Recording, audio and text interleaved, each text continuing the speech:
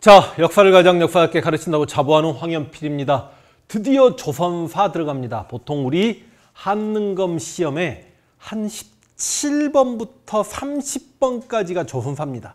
그러니까 일단 13문제 정도가 조선에서 나온다라고 보시면 되겠고, 그런데 고려시대 문제에도 상당 부분 조선의 선지가 많이 들어가는 것을 계산한다라면 조선사가 일반적인 수능보다 그리고 공무원 한국사 시험보다 한능검에서 출제 비중이 조금 더 높다라는 말씀을 드리겠습니다. 자, 조선사 들어가는데 이제 15세기 조선 건국 초기에, 조선 초기라고 이야기하는 시기에 태조, 세종, 세조, 성종 이 5명의 왕이 굉장히 중요합니다. 시험에 많이 출제가 됩니다.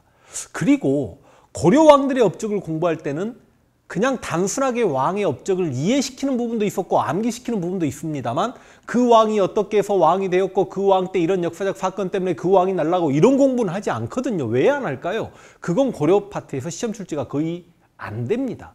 근데 조선은 실제로 입시 현장에서 강의할 땐 정치사를요, 왕들별로 다 타고 넘어가면서 이렇게 해서 이 왕이 죽고 그 다음 이 왕이 되었고 이 왕의 아들들은 이러했는데 얘가 몇째 아들인데 이렇게 해서 왕이 됐고, 그런 이야기를 다 비하인드 스토리를 한단 말이죠. 그런데 이 부분은 제가 제 개인 유튜브에도 상당히 많이, 황현필 한국사 유튜브에도 자세히 설명을 했기 때문에, 그리고 우리는 지금 한능검 강의 컨셉이 짧은 시간 공부 투자하고 빨리 시마 70점과 80점을 맞자라고 지금 이런 공부를 하고 있는 입장에서 제가 모든 역사적 뒷배경을 다 해드릴 수가 없습니다.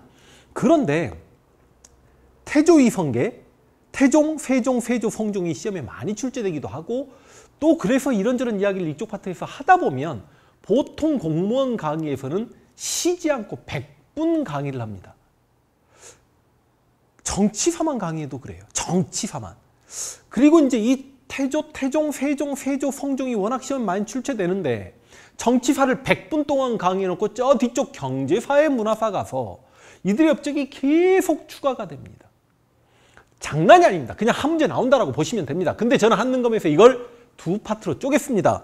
37강에서는 태조와 태종, 와 이제 38강 가서 죽었네. 세종, 세조, 성종 쪼갰는데 이거 평균 20분씩 강의한다고 해봐야 40분이니까 일반적인 수업 시간보다도 줄어들긴 하지만, 진짜 수험 한국사를 공부할 때는 정치사만 100분 공부하고 경제사회 문화사 가서 계속 업적이 이렇게 추가가 되는 과정에서 뭔가 정리할 만한 시간이 있어요. 아, 이 경제사적 업적까지, 사회사, 문화사적 업적까지 다 세종이구나. 이건 다 세조구나.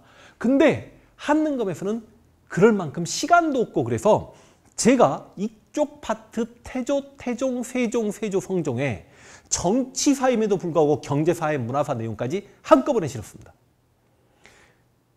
그리고 실제로 문제를 보더라도 보기 자료에 태종을 물어봐도 뭔가 문화사적 업적을 주기도 하고 세종의 정답이 문화사적으로 떨어지는 경우가 굉장히 많습니다. 그래서 한 방에 정리해놓자고 이렇게 해놨습니다만, 아니 정치사만 공부하는데 원래 100분 걸려야 될 걸 지금 40분 예상하고 있습니다만 문제까지 풀어주는데 40분? 37강, 38강 두 개에서 그렇다는 말입니다. 근데 경제사회 문화사 내용까지 언급하면서 그게 가능할까? 그럼 조금 더 길어질 수도 있겠죠. 45분까지, 50분까지. 대신 여러분, 이 경제사회 문화사적 업적은 내가 이건 조금 중요하고 이건 덜 중요하다 체크만 해드릴게요. 그래서 제가 책을 펴놓고 하는 겁니다. 물론 여러분 저는 수험 한국사에서 세종대왕의 업적만 55개 나열이 가능합니다. 원래 저 진짜 수업할 때 책 보고 강의하지 않습니다. 근데 지금 빨리빨리 정리 주는 수업을 해야 될 것 같다. 그래서 밑줄라도 그어져 있어야 나중에 경제사회 문화사 가서 세종의 업적이 계속 추가됐을 때 이쪽 와서 찾아보고 아하 그렇구나. 이거 세종이구나. 이거 세조구나. 확인할 수 있을 것 같아서 그런 식의 수업을 37강과 38강은 할 수밖에 없습니다. 이해를 해 주십시오. 먼저 태조 가겠습니다. 태조 이성계는 별표 하나입니다. 나중에 세종은 왕별, 별로 책을 찢어버리십시오. 그렇게 이야기할 겁니다. 이성계가 조선을 건국했다는 건 고려 멸망을 통해서 다 공부했습니다. 그리고 고려 말부터 있었던 남경길지설, 말 정확히 잘못했죠. 원래 고려 중기 문종 때부터 남경 길지설이 있었으니까 특히 고려 말기에는 남경 길지설이 더욱 강해졌단 말이죠. 그 남경이 한양이 됩니다. 그리고 경복궁을 태조 이성계가 만듭니다. 상식 아닙니까? 근데 한양 터를 잡는 과제에서 무학대사가 어찌고 저찌고 왕십리 쪽 갔다가 어찌고 저찌고 이 이야기를 해드려야 되는데 지금 그러기는 시간이 너무 부족하고. 그런데 원래 이제 한양의 터를 잡은 건 무학대사고 경복궁이라든지 경복궁의 근정전, 경회루, 숭례문, 뭐 사대문, 사서문, 궁궐의 모든 이름과 궁궐의 방향을 설정한 건 정도전이라는 것도 좀 알고 계시면 좋을 것 같고요. 이성계 업적으로 그냥 시험에 나와놓은 건 의흥 삼군부하고 그냥 단순히 암기하셔도 됩니다. 그러니까 고려시대 최고 정치기구가 도병마사였죠. 그 도병마사가 원간석기의 도평의사사로 기능이 극대화됐죠. 원래 군사기구로 출발했던 게 최고 정치기구가 된 겁니다. 그러니까 고려 관료들이 군사권을 챙겨버리니 고려 말기에 왕들이 왕권이 미약한 거야. 이성계는 삼군부에서 장군들이 군사 문제를 논해서 왕과 장군만 군사 문제를 논하고 문신들은 군사 문제 신경 쓰지 마. 의흥 삼군부 조금 기억해 주시고요. 그 다음 무가 설치 별로 시험에 안 나옵니다. 향수부고 폐지 한능갑에서는 좀 어려울 겁니다. 기타 정책에서 실은 다 암기하셔야 돼요. 나중에 불교사 가시면 숭유 억불정책 조선 억불이다라고 이야기하면서 태조 이성계 도첩제 실시를 문화사 가서 만납니다. 도첩제가 뭐냐면 승려의 수를 제한하기 위해 승려가 되려면 포를 내거라. 도첩제. 천상열차 분야지도 문화사 가서 중요하게 만납니다. 고구려 천문도입니다. 고구려 천문도가 종이로 전해져 내려오니 이게 사라질까 봐 권근에게 돌에 고구려 별자리를 그리거라. 이게 지금 그 돌이 전해져 내려오다 보니까 여러분 만원짜리 뒤에 보시면 별자리 있죠. 그게 바로 천상열차 분야 지도입니다. 그리고 정도전을 중용한다는 건 뭐 당연한 거고. 근데요, 이렇게 태조 업적을 끝내버리고 나면 태조보다도 시험에 더 많이 출제되는 게 정도전인데 조선에서는 유독 왕이 아님에도 불구하고 어떤 관료가 그 당시 왕의 신임을 받고 권력을 가지고 있던지 해서 굉장히 많은 업적을 만들어낸 인물이 3명이 있습니다. 왕처럼 시험에 나옵니다. 그게 바로 태조 때 정도전과 중종 때 조광조와 고종 때 흥선대원군이죠. 정도전은 여러분 우왕 때 나쁜 사람 이인님과 대결하다가 나주까지 유배가 가지고 백성들의 어려운 삶을 보고 이 백성들 민초들을 위한 나라를 만들어야 되겠다. 그런데 고려 가지고는 한계가 있다. 역성혁명 해야 되겠다라고 이성계를 찾았고 그 이성계를 왕으로 앉혀놓고 자신이 모든 정치를 주관하고 싶었죠. 그래서 그 백성을 위한 통치, 민본적 통치, 자신이 성리학자니까 성리학적 이념에 입각한 통치, 그리고 자신이 제상이 돼서 제상 중심의 정치를 하고 싶었던 인물이 바로 정도전입니다. 정도전은 요동정벌도 준비합니다. 여러분 이게 중요하니까 한번 잡고 갈게요. 우리 역사상 요동을 우리 땅으로 만들었던 군주는 딱 2명입니다. 광개토대왕 그리고 발해 선왕 하고 나와야 돼요 지금. 그런데 고려 말부터 조선 초까지 요동 정벌을 하려고 했던 경우가 3번 있습니다. 공민왕이 이성계를 시켜서 유양 일대를 공격했었고요. 우왕 때 명예천령이 설치 통보 때문에 최영은 요동을 정벌하자 이성계는 반대했다가 이성계가 위화도해군에서 조선이 건국되어 버린 거고, 조선이 건국되었는데 제상 정도전이 표전 문제로 명나라와 사이가 좋지 않습니다. 표전, 황제에게 올리는 글이라고 생각하면 되는데 이 글이 너무 건방졌대요. 그래서 명나라 사신이 정도전을 만나가지고 우리 황제에게 그렇게 건방진 글을 올리다니 다시 한번 그런 글을 올리면 내가 조선에 와서 너를 잡아다가 우리 명나라 황제 앞에 꿇어 엎드리겠다. 그러니까 정도전이 열받아 버린 거야. 내가 일국의 제상인데 나를 잡아가겠다고? 잡아가봐라. 내가 군대와 함께 명나라 황제 얼굴을 보러 갈 것이다. 그러면서 요동 정벌을 준비하면서 진도라는 진법서를 만들기도 합니다. 그리고 이제 정도전의 저서가 상당히 중요한데 저서를 다 그냥 선생님이 그냥 찍어드리면 정도전의 불시잡변, 불시 아저씨의 잡스러운 소리, 이게 불시잡변이 정도전에 있었다는 거 모르면 이건 큰일 나는 거고, 나중에 역사서 공부하면 정도전에 고려 국사하고 입에 달라붙게끔 암기가 돼야 되고, 법정 그러면 정도전에 조선 경국정까지는 알고 계셔야 됩니다. 뭐 경제 문감도 수험항사에서는 중요하긴 합니다만 제가 줄여드리는 거잖아요. 정도전에 져서 더 많습니다. 심기리편, 신문천답, 합자, 진함도, 금남자째, 금남샤병 이런 거 할 수 없잖아요. 우리가 줄여야죠. 불시자병이 가장 중요하다는 말씀을 드리면서 이 정도전이 요동을 우리 땅으로 만들려면 군대가 필요하니까 당시 개국 공신들이 사병을 거느리고 있었거든. 그 사병을 혁파하려고 합니다. 그럼 사병이 가장 많은 사람 누구? 이방원. 이방원 입장에서는 자기 사병이 혁파당하고 싶겠습니까? 그리고 자기 사병을 혁파하려고 하는 정도전이 자기를 견제하면서 늙은 이성계와 자기 계모 신우왕후랑 짝짝꿍 해가지고 제일 막둥이 동생 방석이를 세자로 앉혀버리니까 이방원이 그렇지 않아도 뒷목 잡고 있었단 말이지.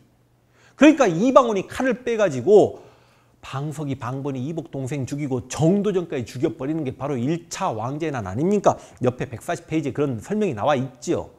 1차 왕제의 난으로 정도전이 죽습니다. 여러분, 어린 방석이 방번이를 다 큰 아들 이방원이 죽여버리니 태조 이성계는 얼마나 이방원이 미웠고 그 새롭게 나라 만들었는데 조선 백성들에게 쪽팔렸겠습니까? 그러니까 옥새 가지고 함흥으로 튀어버리고 무학대사가 함흥에까지 가서 이성계 모셔오고 이런 이야기는 제 유튜브에 다 있는 거고 생략할게요. 이방원 입장에서는 자기가 왕되기 뻘쭘하니까 자신의 둘째 형 이방과에게 왕자리를 양보해서 정종이 왕이 됩니다. 근데 이방원의 친형이었던 이방간이 박포라는 사람의 관계에 빠져가지고 자기 동생 이방원을 죽이려고 했다가 둘이 서로 싸우게 되는 이게 제2차 왕제의 난입니다. 자, 그리고 정종은 이방원에게 다시 왕자를 양보합니다. 드디어 태종이 됩니다. 시험에는 많이 출제되진 않지만 태조 때 한양이 수도였는데 이대왕 정종은 다시 개경으로 수도를 옮깁니다. 그리고 태종은 한양으로 다시 내려와요. 그런데 어찌 되었든지 간에 태종 이방원의 업적 한마디로 이야기하면 왕권 강합니다. 신무랑이 왕권을 강화하기 위해서 진골귀족을 죽였죠. 기억납니까? 광종은 왕권을 강화하기에 공신과 호족을 숙청했죠. 공민왕은 왕권을 강화하기에 권문세족을 죽였죠. 방금 이야기한 신무랑, 광종, 공민왕이 각각 왕권을 강화하기 위해 왕권을 이어갈 만한 기득권 세력을 죽이면서 어떤 업적들을 남겼는지가 시험에 많이 출제되죠. 태종도 그렇게 이해를 하십시오. 당시 개국 공신과 자신의 외척 천함 4명까지 죽여버립니다. 외척, 민무구, 민무질 등등등 천함까지 죽인다고. 그리고 그 개국 공신들이 사병을 가지고 있으니까 사병을 혁파하려고. 사병은 노비니까 노비를 자유민 만들어주면 되잖아. 그게 노비 변정사업입니다. 그리고 광종은 노비 안검법, 태종은 노비 변정사업. 구분 제대로 하셔야죠. 그러니까 사람이 그런 거 아니야. 자기가 사병을 가지고 있는데 정도전이 요동정벌 한다고 사병 혁파하겠다고 하니까 자기는 칼을 꺼내서 그 정도전을 죽여놓고 막상 자기가 왕이 되니까 개국 공신들이나 외척들이 사병 가지고 있는 게 불안하니까 노비 변정 사업 해버리는 거죠. 태종 이방원의 왕권 강화책으로 육조 직계제와 사관원 독립도 시험에 많이 출제됩니다. 여러분, 육조 직계제가 뭐냐면 왕 밑에 의정부가 있고 의정부는 삼정승이 있는 곳이죠. 그 의정부 밑에 이호위의 병형공 육조가 있는데 육조의 모든 업무를 왕에게 직접 보고하라는 거죠. 그럼 의정부가 완전히 허수아비 기구가 되는 거 아닙니까? 육조 직계제를 시행하려면 왕이 부지런해야 되기도 하지만 육조 직계제 시행할 경우 왕이 6개 부서가 어떻게 돌아가는지 다 파악하기 때문에 왕권이 강해질 수밖에 없습니다. 미리 말씀드립니다만 세종 때는 의정부 서사제라고 합니다. 육조 판서들이 의정부에게 보고하면 의정부에서 정승들이 중요한 내용만 골라서 왕에게 보고하는 거죠. 세종이 게을러서 그런 게 아니라 세종은 공부하고 싶었던 왕이거든. 뭔가 연구해야 되거든. 근데 육조가 와서 전화 보고 드립니다 하면 너무 복잡하니까 세종은 의정부 서사제 했던 거고 세종은 믿을 만한 정승, 황희 맹사성이 있었으니까 이게 바로 재상 중심의 정치예요. 그런데 태종은 육조 직계제 시행합니다. 그래서 육조 직계제를 시행한 사람들은 다 왕권을 강화시켰다라고 하는데 육조 직계제를 시행했던 2명의 군주를 미리 기억하시면 좋아요. 옆에 써놓으셔도 좋아. 바로 이방원과 수양대군. 태종과 세조가 육조 직계제를 시행했다는 것을 명심하십시오. 됩니까? 그리고 사관원을 독립한다. 이건 단순한 게도 괜찮은데 고려시대 중서문화성의 나응사가 있었죠. 기억나야 할 텐데 중서문화성의 나응사와 어사대가 만나서 대간을 형성하고 간쟁, 봉박, 서경의 기능이 있었다. 이 중서문화성의 낭사들이 전하 아니되옵니다라고 간하는 친구들인데 이들을 사간원으로 독립을 시켜줍니다. 이 사간원이 나중에 3사가 되기도 합니다만 지금 사간원 독립은 태종 이방원의 왕권 강화책이다. 그것만 기억하시면 되겠습니다. 세금 걷는데 재정 확보하는데 혈안이 됩니다. 그러니까 태종 이방원은 양전 사업을 해요. 토지대장 양안을 작성하고 뭐 사람으로 세금을 걷기도 해야 될 거 아니야. 군역 요역 필요하니까 호패법 이게 다 태종 이방원 때입니다. 사원의 재산도 전부 다 몰수시켜버립니다. 이게 전부 태종 이방원 때예요. 여러분 재정이 확보되면 왕권이 강화된다 그렇게 기억을 하시면 되겠습니다.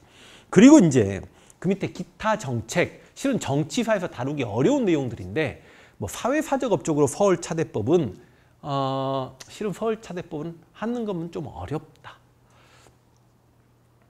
그냥 자기가 죽인 방석이 방번이가 서울이다라고 서울들 과거 응시 못하게 해버리는 거 넘어가시고요. 신문고 설치는 기억하십시오. 여러분 신문고는 미리 확실하게 해두는 게 괜찮습니다. 태종 이방원 때 설치되고 연산군 때 날라갔다가 영조가 재설치한다. 다 써놓으십시오. 태종 동그라미, 연산군 X, 영조 동그라미, 영조 업적으로도 시험에 많이 출제되고요. 주자소 설치 개미자는 이건 나중에 세종의 갑인자 그리고 태종의 개미자, 개미자, 갑인자 단어 바꾸는 문제로 많이 출제되긴 합니다만 그래요. 알고 계시면 좋을 것 같고 저화는 고려말 공양왕 때 화폐 저화가 발행됐는데 이게 지폐입니다. 이걸 태종 이방원이 사섬서라는 기구를 만들고 다시 발행했다. 실제로 태종으로 시험에 가장 많이 출제되는 것은 기타 정책에서는 신문고하고 혼일, 강리, 역대국도 지도. 혼일, 강리, 역대국도 지도는 나중에 지도 파트 가서 문화사에서 이게 어떤 지도인지 제대로 공부하게 됩니다. 지금 어떤 지도인지 미리 설명을 드려요? 필기하기도 힘들 텐데. 그런데 일단 이게 태종 이방원 때인지 모르면 난리 납니다. 왼쪽 페이지에 태조 때 천상열차 분야 지도라고 해가지고 고구려 천문도는 태조 이성계, 혼일, 강리, 역대국도 지도라는 동양에서 가장 오래된 세계 지도는 이건 태종하고 잡으시면 일단 문제 풀리니까 혼일, 강리, 역대국도 지도 더 자세한 내용은 지도서 쪽 가서 문화사 가서 공부할 수 있도록 하고 문제 한번 풀어보겠습니다. 자, 역사를 가장 역사답게 가르친다고 자부하는 황연필입니다. 와, 여러분 38강 어떻게 합니까? 세종 업적이 한 55개 정도 제가 원래 강의를 하거든요. 그렇다고 우리 한능검에서는 한 30개 정도 좀 잡고 계시면 될 것 같은데 여러분 세종이 태종의 셋째 아들이고 원래 큰아들이 양령이 있었는데 양령이 이래저래 하여 날라갔고 어린 충령이 이제 왕이 됩니다. 근데 왕이 돼서 국방력 강화, 푸시마섬 정벌 이런 거는 나중에 대외관계 쪽에서도 공부하면 되겠습니다만 세종 1년에 바로 푸시마섬을 정벌하죠. 물론 이거는 태종 이방원의 명령이긴 했습니다. 그러니까 이방원이 상왕으로 이렇게 살아 있었던 거죠. 푸시마섬 정벌도 그냥 세종인지 알면 되고 이건 대외관계에서 공부할 거고 교재 중심으로 갈게요, 여러분. 왜냐하면 제가 업적을 줄여서 해야 되기 때문에 이 책 자체가 여러분들에게 공부할 수 있도록 세종의 업적도 많이 줄여놓은 상태고 그 밑에 경제, 사회, 문화적 업적을 제가 이렇게 정리해 놓는 과정에서 한능검에서 어렵다는 내용을 많이 날렸습니다. 그래서 한번 보면서 할게요. 일단 여러분 세종에게는 각종 미사오구를 다 갖다 붙여주면 됩니다. 왜? 최고군주였으니까. 그래서 가장 올바르게 왕도 정치가 행해졌다. 가장 올바른 왕권과 신권이 적절히 조화된 정치가 이루어졌다. 그리고 성리학적 통치념이 확립되었고 민본 통치가 실현되었고 재상 중심의 정치가 행해졌다. 그런데 성리학적 통치념과 민본 통치와 재상 중심의 정치는 정도전이 꿈꿨던 정치인데 정도전은 태종 이방원에게 죽게 되고 정도전이 꿈꿨던 세상을 세종이 열었죠. 그렇다고 세종이 정도전을 좋아할 일은 없습니다. 왜냐하면 정도전을 죽인 건 자기 아빠 태종 이방원이니까. 그래서 정도전이 꿈꿨던 세상이 세종 때 실현되었구나. 그러면 암기가 조금 쉬워진 측면이 있을 겁니다. 특별히 세종이 집현전 만들었다는 건 당연히 알고 계셔야죠. 집현전에서 한글 창제했다는 걸로 집현전을 다들 들어보셨겠습니다만 거기에 성삼문, 박팽년, 정인지, 심숙주 이런 사람들과 함께 경연도 합니다. 그래서 이제 나중에 조선의 군주들 중에 경연했던 3명의 군주가 세종과 성종과 정조인데 앞으로 성종과 정조는 또 언급할 거고 경연은 왕과 신하들이 학문적 토론을 하는 겁니다. 학문적 토론을 하다 보면 정책 이야기도 하게 되는 거고요. 그렇죠? 경연을 했다는 거 꼭 기억하시고 앞 시간에 이야기했습니다만 태종 이방원은 6조 직계제를 시행했는데 세종은 황이나 맹사성 같은 훌륭한 정승 재상들이 있었기 때문에 의정부 서사제가 가능했다. 여기까지 잡아주시고 집현전도 세종 이해하시면 되고 의정부 서사제도 이해하시면 되고 각종 미사오고 다 갖다 붙이시면 그런가 보다 하면 되잖아요. 물론 재상 중심의 정치를 하긴 했습니다만 군사와 인사 문제만큼은 세종이 직접 챙겼다는 것도 알고 계시면 좋겠고요. 국방력 강화는 대외 관계 가서 합니다. 사군 육진, 사군은 최윤덕, 육진은 김종서, 이건 여진족을 공격해서 국경을 압록강에서 두만강으로 확보시켰다. 이거 다시 대외관계에서 하고요. 쓰시마섬 정벌, 일본과 대외관계에서 다시 합니다. 이종무 장군이 쓰시마섬 정벌했다. 기타 정책 갑니다. 여러분, 일단 경제에서 다시 합니다만 공법이라고 해서요. 풍요에 따라서 연분구등법, 비옥도에 따라서 전분육등법, 이거 모르면 큰일 납니다. 아, 선생님 지금 이 책에는 풍용, 비옥도 이런 것도 안 써. 지금은 이게 세종인지만 알면 더 편해져요, 나중에. 나중에 경제사 가서 세종 때 연분구등법, 이건 풍용에 의해 상상년부터 하년까지 20도부터 4도까지 이렇게 세금을 조절한 거다. 그걸 공부합니다. 그러니까 일단 지금은 이건 세종인지만 내가 중요한 것만 밑줄 그어드릴게요. 전분육등법 밑줄, 연분구등법 밑줄. 써놓으셔도 좋아. 전분육등법 옆에 비옥도, 연분구등법 옆에 풍용하고 써놓으셔도 좋아. 사회 갑니다. 다른 말로 삼심제예요. 삼심제도 고려 문종, 세종, 영조, 시험에 나올 수 있습니다. 밑줄 그어야 되겠네.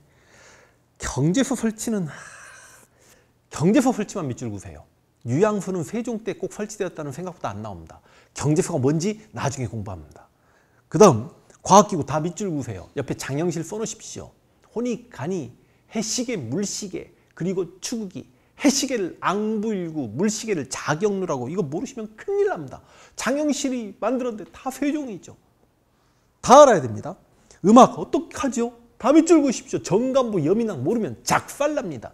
정간부는 소리의 높낮이를 키우는 악보고, 그러니까 제가 책 만들 때 그 수험한국사는 훨씬 어렵거든요. 어려운 내용을 다 지우고 내가 생각할 때 한능검에서도 알아야 될 내용을 잘 간추렸네요. 지금 보니까. 그러니까 다 밑줄인 거예요. 그래서 여러분, 정간부 여민낙은 백성과 함께 노래 부르겠다. 노래입니다. 그리고 박연에게 악을 정립해야 했다. 다 시험에 잘 나옵니다. 다 밑줄. 활자. 갑인자만 체크할까요? 물론 그러니까 세종의 업적으로는 갑인자, 경자자가 같이 나오는데 태종 이방원의 개미자와 세종의 갑인자를 단어 많이 바꿉니다. 개가 갑옷을 입었어. 개갑. 개미자, 갑인자. 글씨가 안 써지네요. 아마 자막으로 나갈 겁니다. 생각해보니까 지금 자막 수업하고 있잖아. 그래서 개미자, 갑인자. 개미자는 태종, 주자서 설치는 태종이고 개미자를 간행한 건 태종인데 갑인자는 세종이다. 밀랍 대신 식자판 조립도 우리 지금 조교 선생님 제 공무원 강의를 많이 들었으니까 이게 공무원이 얼마나 중요한지 알고 계시죠? 밑줄 그으라고 해야 되나 말아야 되나? 불교? 진짜 천태종 18개, 조계종 18개 절만 남겨놓고 나머지 절을 다 밀어버리는 36분 산정리. 그 다음에 궁궐의 내불당을 만들 정도로 불교에 심취했던 인물이 세종입니다. 그 다음 한글창제. 용비어천가, 월인천강지국 다 알고 계시죠? 이건 악장입니다. 용비어천가는 자신 조상의 덕을 기린 거고 월인천강지국은 부처의 덕을 기린 거죠. 석보상절은 밑줄 긋지 말까? 한능검이니까. 이거 공문에선 대박입니다. 세종이 수양대군에게 명해 석가의 일대기를, 그게 바로 석보상절인데. 삼강행실도도 중요합니다. 윤리서로. 세종 때인지 모르면 큰일 납니다. 그 다음 노란색 밑에 3개 있죠? 가장 만약에 이 기타 정책 중에 가장 시험에 많이 나오는 건 농사직설, 향약집성방, 칠정산입니다. 아니 그냥 144페이지를 통틀어서 가장 중요한 3개가 실은 농사직설, 향약집성방, 칠정산이야. 왜? 여러분 농서 가서도 잠깐 언급은 되겠습니다만 농사직설은 세종이 정초라는 신하에게 우리 농부들의 경험담을 듣고 우리 실정에 맞는 자주적인 농서를 만들어라. 그게 바로 농사직설입니다. 자주적인 농서입니다. 향약집성방은 자주적인 의서입니다. 벌써 나왔던 것 같은데 문제 풀다 보니까 향약구급방은 고려, 향약집성방은 조선 자주적 의서, 칠정산은 고려 후기 원나라 수시력을 사용하고 있었는데 그 원나라 수시력에 아라비아 회해력을 참고해서 서울 중심의 자주적 시간계산서, 역법서다라고도 이야기합니다. 와, 그래서 농사직설, 향약집성방, 칠정산의 세종인지 모르면 이건 자살각입니다. 됐나요? 실은 의박유치도 의학백과사전으로 세종으로 중요하기도 하고 합니다만 이 세 가지가 너무너무 중요하다는 말씀 드리겠고 이렇게 세종은 건너뛸게요. 그런데 실제로 이 15세기 왕들을 많이 물어보다 보니까 태조는 조금 덜 물어봐요. 그래서 내가 아까 태조 별표 하나 쳤죠. 태종은 별표를 2개 치십시오. 세종은 왕별 그리시고 옆에 은하수 별로 책 찢어버리십시오. 그래서 세종의 업적이 너무 많으니까 이쪽으로 합리적으로 공부할 때는 이건 태종이야, 이건 세조야, 이건 성종이야, 나머지는 다 세종이겠거니 그렇게 공부하시는 게 가장 합리적입니다. 여러분, 세종이 큰아들 문종에게 왕자를 넘겼고 문종이 일찍 죽고 문종의 아들 단종의 비극, 그래서 단종 때 권력을 세조가 장악했죠.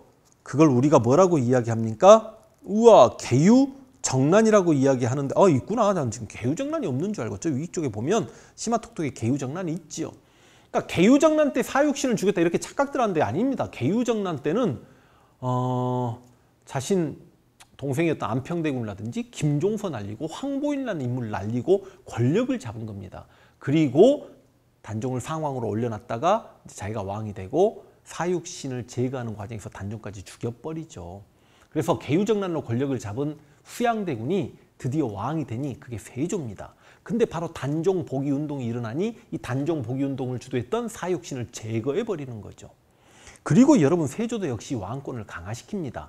그래서 미리 말씀드렸잖아요. 육조 직계제는 태종과 세조라고. 그러니까 세조가 할아버지 이방원을 참 빼닮은 인물이었다라고 생각하시면 되고, 이 세조는 왕과 신하대의 학문적 토론을 하고 싶었겠습니까? 이건 이해가 되잖아. 경연을 하면 경연에서 유학을 가지고 논한단 말이죠. 성리학을 가지고. 그럼 성리학에서 가장 강조되는 게 충과 효 아닌가? 아니, 성리학을 이제 형이상학적 철학적으로 파고들면 뭐 이가 어찌고 기가 어찌고 그렇게 나올 수 있겠습니다만, 유학의 가장 기본인 게 충과 효죠. 우리는 충과 효고 중국은 인과 의를 조금 더 강조한 측면이 있죠. 근데 어떻게 충을 이야기해? 임금을 죽였는데, 선대 임금 단종 자기 조카를 죽였는데, 그러니까 경연하기 싫어서 집현전을 폐지시켜버렸다는 것도 좀 알고 계시면 좋겠고, 이래저래 해서 세조의 반기를 들었던 이 시해은한, 이 징옥의 난은 좀 어렵지만 이 시해은한이 세조 때다라는 것도 좀 알고 계시면 좋겠습니다.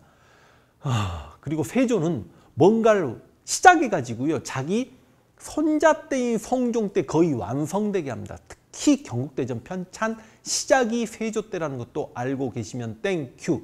그리고 이제 세조가 다시 개유정난으로 권력을 잡고 왕이 되자마자 사육신을 제거하면서 단종까지 죽입니다.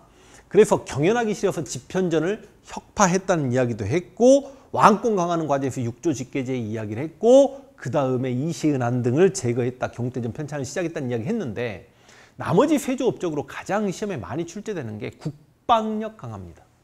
15세기 그 많은 왕들 중에 세조가 국방력을 가장 강화시키는데, 일단 보법제라는 걸 시행하는데 조금 어려울 수 있어요. 군역 제도할 때 보법이 나오는데, 자유민 16세 이상 60세 이하의 남자들은 다 군역의 의무를 져야 되는데, 한 명이 정군이면 두 명은 경비를 충당해서 3인 1조로 운영됩니다. 한 사람이 군대 가면 두 사람이 경비를 돼요. 이 보법제가 시행돼가지고 조선의 중앙군 5위 체제를 정비하게 만듭니다. 그래서 5위를 만든 것도 바로 세조고, 그리고 방어제도 진관체제를 실시한 것도 세조입니다. 진관체제는 지역 단위로 지방관들이 자신 지역에 쳐들어온 적을 격퇴하는 겁니다. 나중에 진관체제가 제승방역체제로 바뀐다는 건 임진왜란 직전 공부할 때 이야기할 겁니다. 그리고 여러분, 이렇게 군대 숫자가 확보가 돼야 되잖아요. 중앙군 5위가 구성되고 하려면. 그러다 보니까 호적제도를 더욱 강화시킵니다. 그러니까 호적제도 처음 시작이면 태종 이방원이고, 호적제도 강화하면 세조고. 그럼 세조 좀 이해는 됐죠. 이제 기타 정책, 막말로 지금까지 공부했던 거 다 합친 것만큼 중요한 게 직전법입니다. 나중에 조선의 토지제도 가가지고 직전법이 세조인지 모르면 이거는 향약집성방 칠정산이 세종 때인지 모르는 거랑 비슷할 정도의 시험 출제입니다. 직전법이 현직 관료에게만 수조권을 지급하는 건데 나중에 공부할 거고요. 팔방통보하지 마세요. 경시서가 평시서로 바꾼다? 이것도 그냥 하는 거 하지 마십시오. 그러니까 간추려 놓은 곳 중에서도 제가 지금 압축해서 공부량을 줄여드리고 있는 겁니다. 유향소 폐지. 이시은안이 일어나니까 당시 함경도에 있는 유향소가 뭔지도 나중에 공부하겠습니다만 그냥 양반 사족들의 놀이터인데 이 유향소를 폐지시켰다는 거 알고 계시면 좋고, 불교, 강경도감에서 불경을 언해하면서 월인석보 만들었다. 너무 어려운 이야기했다. 하지 마시고요. 원각사 10층 석탑.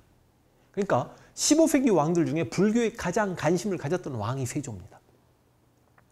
원각사와 10층 석탑. 기억납니까? 고려 후기를 대표하는 경천사 10층 석탑 기억나요? 다시 고려 전기는 월정사 8각 9층 석탑, 고려 후기는 경천사 10층 석탑. 이 경천사 10층 석탑에 영향을 받은 게 원각사 10층 석탑 알고 계셔야죠. 이렇게 원각사 10층 석탑 꼭 기억하시고, 편찬물에서는 이거 다 알아야 되는 건데 원래. 그리고 솔직히 인지 규형은 토지 측량 기구입니다. 편찬물학이 보기보다도. 그래요. 여러 과학기구, 혼이간이, 해시계, 물시계, 치구기는 세종인데 인지 규형은 세조다. 원래 시험 정답으로도 많이 출제가 되기도 하니까 이거 하나 기억해 주시고, 야, 이 많은 편찬물 중에 저는 동국지도, 일단 무슨 동국지도인지도 나중에 지도에서 또 공부합니다. 조선 후기에 있었던 정상기의 동국지도와 세조 때 양성지의 동국지도인데 그냥 동국지도 정도만 좀 기억하시면 되겠습니다. 사시차녀 양화서록 이야기도 할게요. 양화서록은 X40전 너무 어렵다. 근데 농서 가서 사시차녀 이야기를 하겠습니다. 오케이? 그럼 공부량 제가 많이 줄여드리지 않았습니까? 가장 중요한 거 직전법 폐지입니다. 진짜로요. 그 다음에 육조직계제와 지편전도 폐지했다. 경연하기 싫어서 그 정도 잡아주시면 될 것 같습니다. 세조 됐죠? 원래 공무원 좀 어렵게 물어보는 시험에서 세조 많이 물어봅니다. 근데 한능검에서는 세조를 아주 많이 물어보지 않아요. 그래서 세조 별표 아이고 2개 가겠습니다. 그래도 태조보다는 중요하니까 성종 별표 3개 가십시오. 세종 다음으로 많이 출제가 됩니다. 세종은 왕별이었고요. 성종은 세조 아들이 이혜종이고, 근데 원래 세조 큰아들 의경세자의 둘째 아들 자을상군이었죠. 이래저래 해서 어렵게 왕이 됩니다. 처음에 뭐 인수대비가 후렴 첨정하고 그런 거 하는데 그런 내용은 뭐 제 유튜브 보실 수 있도록 하고, 이게 여러분 고려 성종 생각해 보세요. 뭔가 새로운 세상 그리고 나라가 안정되면 성종이라는 묘를 받거든요. 고려 성종 때 호족 세상이 끝났고 향리제도가 시행되면서 문벌귀족 사회가 개창이 됐습니다. 고려 성종 기억나십니까? 최승로의 시무 28조 과거제도 확대 실시되고 12목 설치되고. 근데 조선 성종이라는 왜 묘를 받았을까? 이 성종 때 경국대전이 완성되거든요. 성종의 가장 큰 업적은 다른 거 필요 없습니다. 경국대전 완성입니다. 경국대전 제일 중요합니다. 그리고 성종은 또 경연을 하고 싶어 해요. 홍문관을 설치합니다. 나중에 중앙정치조직 공부하면 홍문관이 3사 중에 하나라는 거 알게 될 겁니다. 그래서 여러분 성종 때 의정부 서사제는 많이 안 물어봅니다. 왜냐? 어차피 조선의 거의 대부분의 왕은 의정부 서사제입니다. 그런데 육조 직계제를 시행했던 게 2명이야. 태종하고 세조야. 그 사이에 세종이 의정부 서사제 했다는 건 많이 물어보지만 성종은 한능검에서는 안 물어볼 수도 있으니까 건너가시고, 홍문관에서 경연했다. 다시 지편전에서 경연했던 건 세종인데 세조는 경연하기 싫어서 지편전을 혁파했고 성종은 다시 경연하려고 홍문관을 만들었다. 그리고 경대전 완성했다. 가장 중요하고, 고려 성종 때 문벌귀족 사회가 새롭게 시작됐듯이 조선 성종 때 그 고려 말에 옹건파 사대부로 고려 왕조 유지를 주장했던 거의 대다수 사대부들이 두문동에 들어가서 불출하다가 이 성종 때 삼사직을 통해서 중앙정계에 진출하니 이들을 사림이라고 합니다. 그러니까 사림이 성종 때 삼사직을 통해 중앙정계에 진출했다. 굉장히 중요하죠. 됐나요? 이거 잡아주시고, 기타 정책. 여러분 토지제도에서 관수관급제가 성조인지 모르면 또 이것도 자살각입니다. 진짜입니다. 세조의 직전법, 성조의 관수관급제 기억하시고요. 사회 보시면 원래 이제 유양소를 각 9년에 설치했다라고 하는데 한능검이니까 통과. 꿀책으로 도첩제 폐지 갑시다. 이거는 밑줄 그으세요. 여러분 도첩제 실시도 억불이고 도첩제 폐지도 억불입니다. 태조 이성계가 도첩제를 통해서 승려의 수를 제한하려고 한 거고, 도첩제가 뭐라고요? 승려가 되려면 포를 내라. 근데 성종은 포를 내더라도 승려가 되는 길을 원천 봉쇄해버리겠다는 거고요. 그 다음 이제 편찬, 경대전 중요하고요. 동동동 3개 나오죠. 너무너무 중요합니다. 그 뒤에 악학개방까지 중요합니다. 여러분 어쩔 수 없이 제가 두 문자 하나를 해야 되겠다. 성종은 두 문자로 공부하시는 게 편합니다. 그래서 제가 공부 방법 가르쳐 드렸죠. 태종 공부하고 세조, 성종 공부하고 나머지 다 세종이다. 근데 이 성종이 편찬물이 중요하단 말이죠. 성종 두 문자 갑니다. 성종은 홍경래와 관계한 후. 동성애인데 죄송합니다. 홍경래는 저기 19세기에 나오는 인물이죠. 성종은 홍문관, 경연, 관계한 후, 관수, 관급제. 됩니까? 악하고 경기를 일으키고 악학개범, 성현이라는 사람에게 악을 집대성하게 합니다. 경기를 일으키고 경국대전. 발만 동동동. 성종은 홍경래와 관계한 후 악하고 경기를 일으키며 발만 동동동. 이 동동동 세계 진짜 모르면 어떻게 하자는 말입니까? 우리 글들을 모은 문집, 동문선, 역사서 중에 가장 시험에 많이 출제되는 동국통감, 그리고 엄청난 지리서, 동국여지 승남. 여러분 이거 세 가지가 전부 다 서거정과 함께 만듭니다. 그러니까 성종업적 나오면 보기자료에 서거정이 나오는 경우가 굉장히 많아요. 동문선, 동감, 동국여지 승남. 이거는 성종이다. 성종으로 가장 시험에 많이 나오는 게 경국대전이 편찬됐다는 것과 동과 악학개범, 그리고 경연하려고 홍문관 만들었고 살인들이 삼사직을 통해 중앙정교에 진출했다. 그러면 성종 끝. 그렇게 어렵습니까? 성종 되고 세조 되고 태종 되면 나머지 다 세종이다. 이렇게 가야죠. 뭐 도리 없습니다. 문제 풀겠습니다. 자, 역사를 가장 역사답게 가르친다고 자부하는 황연필입니다. 39강 조선 정치사 중앙 정치 조직 지방제도 진짜 하기 싫은 파트죠. 고려랑 항상 비교하십시오. 고려는 중앙 정치 조직 당의 삼성육부를 모방해서 이성육부 체제로 성종 때 운영되었습니다. 근데 조선의 중앙 정치 조직은 고려가 그대로 건너오면서 많이 이제 변형된 틀이기 때문에 어느 왕 때 중앙 정치 조직이 확립되었다가 중요하진 않습니다. 여러분 통일신라는 신문왕 때 14부 기억나시죠? 발해는요. 어느 왕 때? 빨리 대답해야 되는데 문왕 때 당의 삼성육부를 모방해서 독자적으로 운영했습니다. 그리고 이제 지방제도는 고구려 백제 신라 5부 5방 5주, 통일신라 9주 5서경, 발해 5경 15부 62주. 통일신라는 신문왕이었죠. 발해는 선왕이었던 거 기억나십니까? 고려는요. 5도의 한계 현종이었죠. 근데 조선은 이상하게 8도 이게 어느 왕인지는 물어보지 않습니다. 항상 대가리가 먼저 중요하다는 말씀 드리겠고 148페이지 보시면 그냥 포기하십시오. 여러분 148페이지 고려는 29관등이고 조선은 30관등인데 혹여나 선택적으로 나올 수 있기 때문에 그냥 밑도 끝도 없이 고려는 29관등, 조선은 30관등 이것만 암기하셔도 훌륭합니다. 그 밑에 내용이 가능합니까? 고려는 진짜 포기하시고 조선을 한번 보실래요? 조선을 보면 제가 하란 것만 하십시오. 정삼품 이상이 당상관이고 정삼품 이하가 당하관입니다. 선생님 이상이면 이하라고 하지 않고 미만이라고 해야 되지 않습니까? 정삼품 이상은 그 정삼품 중에 상이 숨어 있는 거고 정삼품 이하 할 때는 정삼품 하, 이하, 하가 숨어 있는 겁니다. 그래서 여러분 그냥 장관급인 당상관이 정삼품 이상이고 당하관은 그 밑을 당하관이라고 한다. 물론 당하관 중에 육품 이상을 참상관이라고 해서 조회참석도 가능하고 지방관이 될 수 있다고 하는 건 수어망사에서나 조금 나오는 내용이니까 그냥 이건 포기하십시오. 그 다음 그 148페이지 밑에 보면 오타가 나왔죠.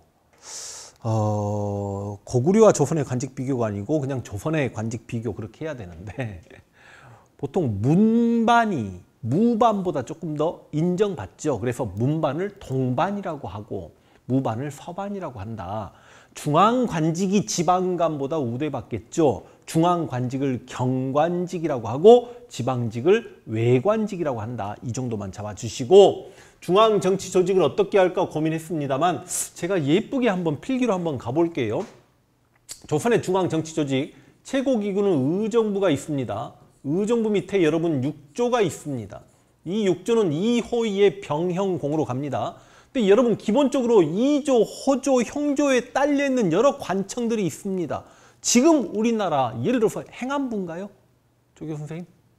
행안부에 경찰청도 있고 법무부에 검찰청도 따로 있듯이 소방청도 행안부잖아. 무슨 말인지 이해가 되시죠? 그 여러 부서들을 뭐라고 하냐면 속사, 소가문이라고 하는데 일단 6조 밑에 속사와 소가문이 있었다 이런 문장으로 시험에 나올 수가 있습니다. 그러면 예를 들어서 교육을 담당하는 예조 밑에 성균관도 있고 홍문관도 있고 그런 건데 그런 시험에 일반적으로 3, 4로 많이 나오는 사관원, 사원부, 홍문관 이런 것들이 어디에 속했냐 그렇게는 시험 출제가 되지 않고 속사, 소가문 중에 수어만국사에는 5개를 절대 암기해야 됩니다. 뭐 승문원은 외교를 담당하고 상소는 옥세를 담당하고 교서관은 궁중인쇄를 담당하고 예문관이 왕의 교서를 담당한다. 근데 이런 건 출제되면 뭐 이건 진짜 수어만국사 할 때는 암기해야 되는 거잖아요. 저는 딱 하나만 드릴게요. 뭐 하나만 드리냐면 장례원이라고 노비소송을 담당하는 관청. 보통 고등학교 국사과에도 장례원만 가르치거든요. 그러니까 이게 가장 기본 틀이라고 생각하시면 되겠습니다. 의정부 밑에 6조가 있고 기구 밑에 많은 속사와 소가문들이 있습니다. 자, 그리고 시험에 일단 잘 나오는 것 중에 의금부가 있습니다. 의금부의 하옥토록하여라 왕이 신문하는 곳이죠. 반역자나 이런 사람들을. 그래서 왕의 직속 사법기구라고 생각하시면 되고 왕의 비서기구 승정원이 따로 독립을 합니다. 무슨 말이냐면 기억나면 좋겠지만 고려시대에는 중추원이 왕명 출납을 담당하는 그러니까 중추원이라는 정치기구에 군사기밀을 담당하는 추밀과 왕명 출납을 담당하는 승선이 있었는데 기억이 안 나실 거예요. 그 승선들이 따로 비서기구로 독립할 수 있도록 승정원이라는 게 있었는데 이 승정원과 의금부는 왕권 강화기구다 이 정도만. 다시 의금부는 뭐 하는 곳이라고요? 막 장 이런 건 공부하지 않으셔도 돼요. 여기 영의정, 우의정, 자의정이 있고 좌우 찬성이 있고 좌우 찬판이 있고 7명의 정승급 인물들이 있다. 이런 거 공부하지 않으셔도 되고 2조, 호조 대신 2조가 뭐하고 호조가 뭐한지는 아십니까? 2조는 문관 인사, 지금 치면 행안부. 여러분 이런 거 상식이니까 2조. 호조는 재정경제부. 이제 한국사 공부할 때 호조가 재정경제부인지 모르면 큰일 납니다. 그래서 나중에 근현대사 가면 모든 재정의 호조, 관할, 막 갑신정 때 이런 내용이 나옵니다. 예조가 교육부 되시죠? 뭐 외교부 역할까지 합니다. 병조는 다 아실 거고 국방부고 형조가 법무부입니다. 공조가 건설 교통부예요. 여기는 판서들이 있습니다. 2조 판서, 호조 판서, 참판들이 있고 참이들이 있고 전랑들이 있고 그런데 이런 게 이제 시험에 안 나오니까 이 어떤 정치기구 공부할 때 짱 가지고 장난하면 그냥 하셔야 돼요. 이거 어쩔 수 없잖아요. 지금 수어만국사가 아니니까. 그래서 의금부는 왕의 직접 사법기구, 승정원은 왕의 비서기구. 그 다음 조선은 3사가 있습니다. 사관원 누가 독립시켰죠? 이거 대답 못하면 안 되는데 빨리. 태종 이방원이 독립시켰던 사관원이 있고 그 다음 원래 고려 어사대가 명칭만 바뀌는 사헌부가 있습니다. 그리고 성종이 경연하기 위해 만들었던 홍문관이 있죠. 여러분 이걸 뭐라고 한다? 이걸 3사라고 합니다. 이 3사는 고려시대도 3사가 있었지만 고려 3사는 단순 회계 출납하는 기구였고 조선 3사는 나라 여론을 결정짓는 공론을 결정하는 곳이다. 이 3사가 최고의 청료직입니다. 청료직이 뭐냐면 나중에 정승판서에까지 승진하기 위해서 꼭 거쳐가야 하는 직이다. 좋은 직이다라는 뜻입니다. 젊은 관료도 이 3사직을 거치죠. 그런데 바로 지난 시간에 성종 때 살인들이 3사직을 통해서 중앙정계에 진출했다는 말씀 분명히 드렸습니다. 그런데 또 하나 여러분들 지금 분명히 사관원이 기억나야 됩니다. 사관원이 태종 이방원이 고려시대 중서문화성의 나항사들을 사관원이라는 독립기구로 이렇게 일할 수 있도록 만들어 놓고 임금에게 가난하게 만들었고 고려시대 어사대가 사헌부로 명칭이 바뀌었습니다. 이건 감찰기구입니다. 감찰기구들 이건 이해가 남기잖아요. 통일신라는 사정부와 외사정, 발해는 중정대, 고려는 어사대 이게 돼야 되지 않습니까? 그럼 고려시대 중서문화성의 나항사고 고려시대 어사대네. 고려시대 중서문화성의 나항사와 어사대가 모여서 뭘 구성했습니까? 대답하세요. 빨리. 빨리요. 너무 어렵나? 아니요. 어렵지 않은데? 대성까지 쓰려고 했으면 너무 어렵지만 대간을 구성했다. 그런데 나항사 어사대가 대간이었던 게 기억이 나야 돼요. 그런데 조선은 양사잖아. 두 개의 사가 있으니까 대간을 다른 말로 양사라고 하고 똑같습니다. 역시 무슨 기능을 가지고 있습니까? 전하 아니되옵니다. 간쟁. 이 명령을 올바르지 못하기 때문에 받들지 못하겠습니다. 봉박. 왕의 인사권에 제재를 가하는 서경권을 행하겠습니다. 서경. 그러니까 여러분 이거 두 개는 왕권 강화기구, 이건 왕권 견제기구죠. 홍문관은 성종, 경연 꼭 기억하시고, 여러분 지금 여기 많은 속사 서가문의 여러 정치 기구들, 그 다음 과거 제도를 주관했던 뭐 잡과 관련 여러 기구들을 일단은 내려놓으세요. 한능검이니까. 그러면 쉽게 끝나죠. 그리고 나머지 기구들은요, 상식입니다. 국립대학 뭐예요? 성균관, 이거 모르는 사람 누가 있습니까? 역사서 만드는 곳을 뭐라고 합니까? 춘추관, 이거 모르는 사람이 있어요? 서울시청을 한성부 판윤이 서울시장이다, 이거 모르는 사람 누가 있습니까? 빠진 거 있나요? 포도청 뭐 시험에도 잘 안 나오고 경찰 업무. 그러니까 이렇게까지만 여러분 공부하세요. 아, 3, 4가 가장 시험에 많이 나오는구나. 예를 들어서 여기 짱은 대사관이고 여기는 대사헌이고 여기는 대제학이다. 뭐 이 정도 대충 대사관, 대사헌, 대제학 그 정도만 됩니까?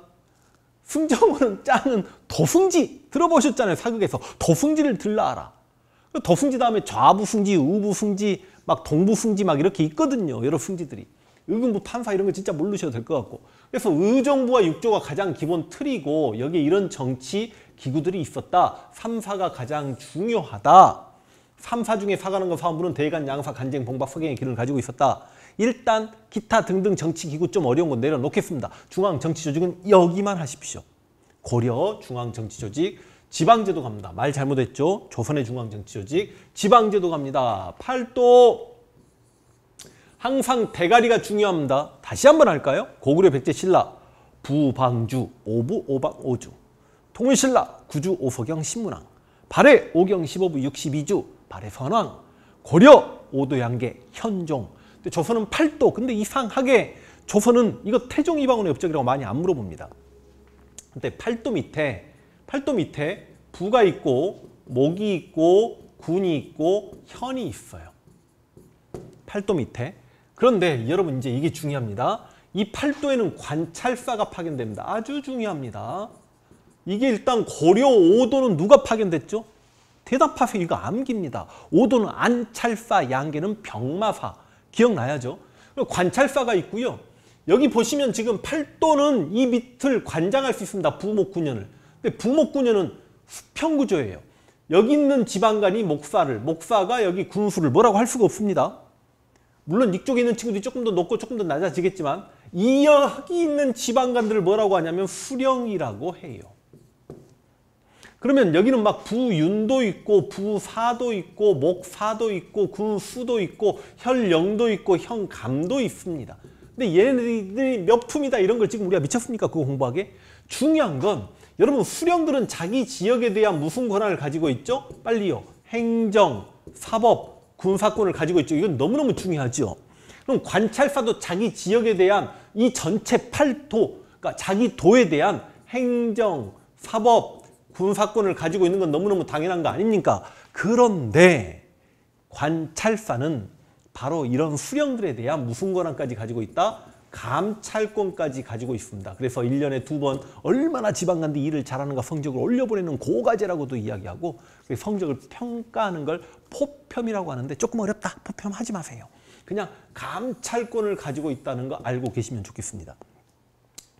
조금 더 들어가면 수령들은 보통 한 1800일, 5년 정도 근무 기간을 갖는데 관찰사는 1년 근무할 수 있습니다. 그런데 이 팔도의 관찰사를 고려 5도의 안찰사하고 조금 비교하는 경우가 있어요. 그래서 보시면 5도의 안찰사가 파견됩니다만 안찰사는 풍계가 낮아가지고요. 6개월 동안 순찰하는 거에 끝납니다. 근데 조선의 관찰사는 풍계가 종2품 어마어마하게 높습니다. 높아가지고 1년간 자신이 상설 행정 업무를 보는 각 도의 도청이 존재합니다.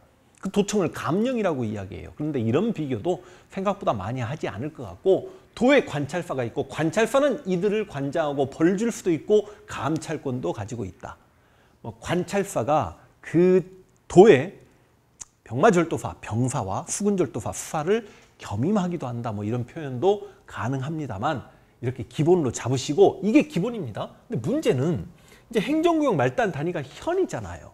근데 고려시대는 주현보다도 속현이 많았습니다만 조선시대는 속현이 존재해야 하네요. 속현이 존재하지 않는다는 건 행정구역 말단 단위까지 지방관이 파견되었다는 겁니다. 이해되십니까? 고려는 행정구역 말단 단위의 지방간이 파견되지 않았어요. 왜? 속현이 존재했기 때문에. 그런데 조선은 속현이 존재하지 않아요. 그리고 특수행정구역 향소부곡도 사라집니다. 정확하게 특수행정구역 향소부곡이 사라지는 건 태조와 태종 때를 거치면서 사라지는데 이것도 뭐 한능검 영역은 아니라고 생각합니다. 다만 고려시대에 있었던 향소부곡이 무신직공기 망이망소의 난을 계기로 폐지되기 시작했구나라는 건 기억했다가 조선에 와서 완전히 사라졌구나, 이 정도는 좀 알고 가셔야 되고, 이런 표현도 시험에 나올 수 있죠. 조선은 이 현에 파견된 현령이나 현감이 자기 지역을 더 잘 다스리기 위해 그 지역을 명과 리로 쪼개요. 이걸 멸리제도라고 합니다. 그래서 멸리제도가 조선시대는 시행되었다. 이러면 항상 대가리도 암기하지 못하는데 맞죠?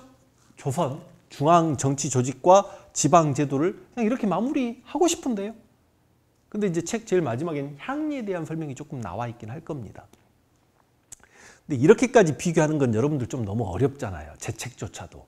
그냥 고려 향리는 지역의 실질적인 지배자였죠. 조세를 수취하기도 하고. 근데 조선의 향리는 여러분들 사극이나 이런 데 보시면 사또 옆에 막 이렇게 있어가지고 막 이방 형방 아이고 사또 막 하는 사람들 나오죠.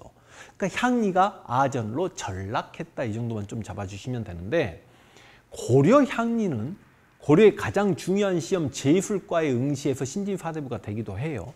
근데 조선의 향리는 문과 응시하는데 약간의 좀 제한은 있습니다. 이걸 자세히 설명하면 너무 길어집니다. 서울처럼 완전히 문과를 응시하지 못한다. 조선시대 서울은 문과 응시를 못했지만 향리는 완전 응시를 못하는 건 아니지만 약간의 좀 제한이 있었는데, 지금 제 책은 문과 응시 불가능이라고 해버렸는데 뭐 그렇죠, 돼요.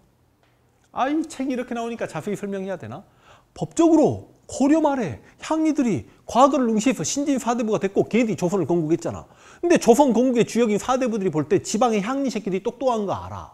걔들이 공부하면 자기들의 자리가 위협받는다는 거 알아. 그러니까 걔들이 공부하지 못하게 과거 응시하는데 약간 제한을 걸었는데, 무슨 제한이냐? 향리 자제들이 과거 응시하려면 그 지역 사또들의 추천서가 있어야 돼요.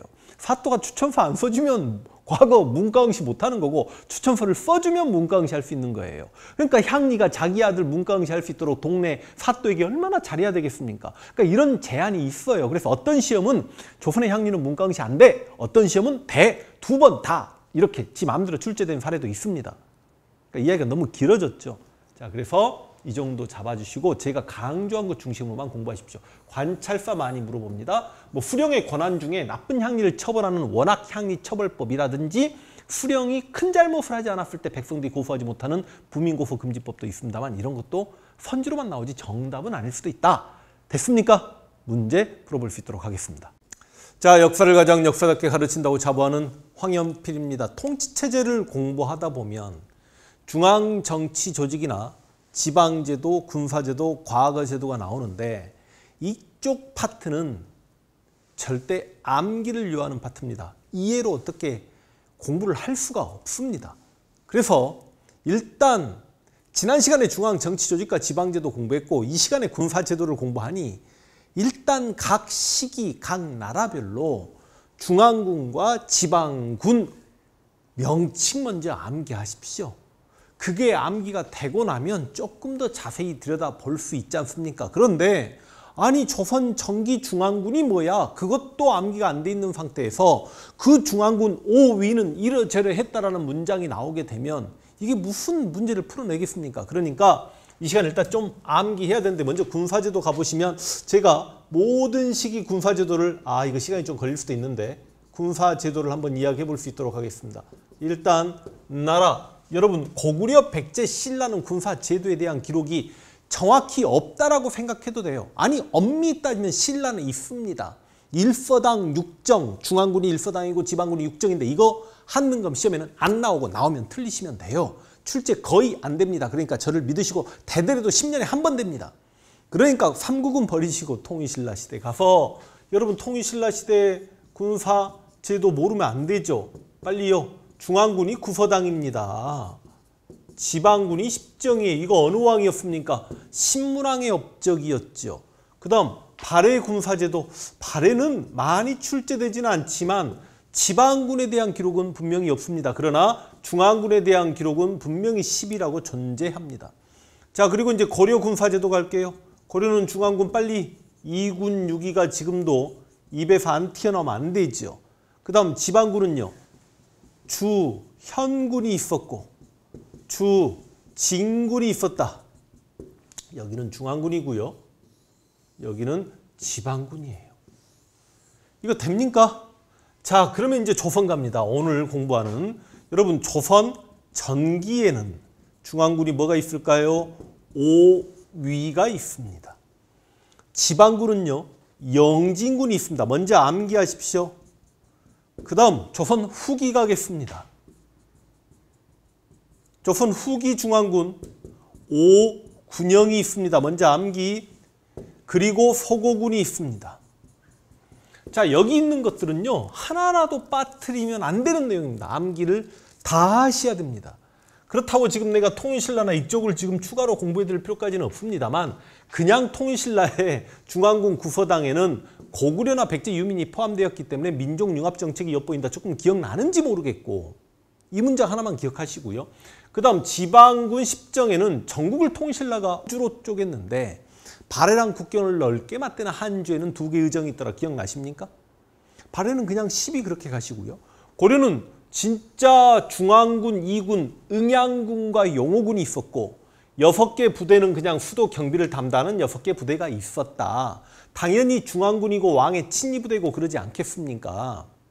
응양군의 상장군이 반주 역할을 하면서 병부상서까지 겸임했다. 제가 너무 어려운 말씀 드리는 거죠. 실제로 무신정변이 발발했을 당시 정중부가 바로 응양군의 상장군이었습니다.